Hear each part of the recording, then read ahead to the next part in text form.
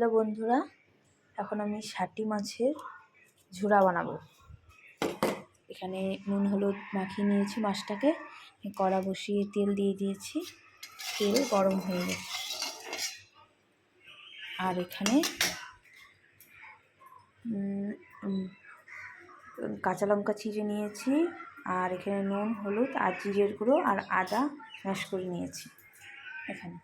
এখন মাছটা দিয়ে দেবো কড়াতে। মাছগুলি দিয়ে দিচ্ছি, হালকা ভেজে নেবো মাছগুলি। ভাজার পরে মশলাটা দিয়ে দেবো। মাছটা ভেজে মশলার উপরে রেখে দিলাম।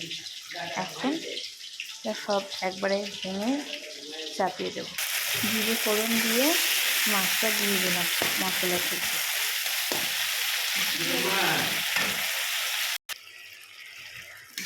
মাছগুলোকে ভেঙে দিলাম। এখন একটু ভালো করে ভেজে নিই।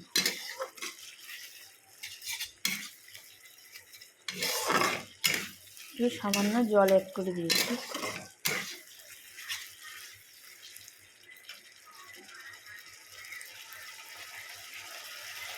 একটু সামান্য পরিমাণে ভাজা জিরে একটু লঙ্কা করে অ্যাড করে দিলাম।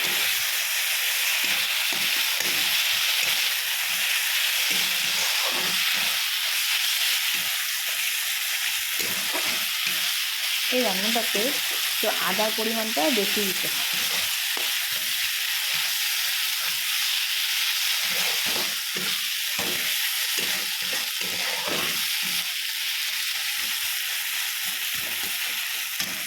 বন্ধুরা, ফাইনালি আমার ষাটি মাছের ঝুড়ো রেডি।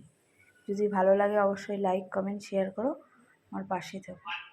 এখন এ পর্যন্ত, টাটা।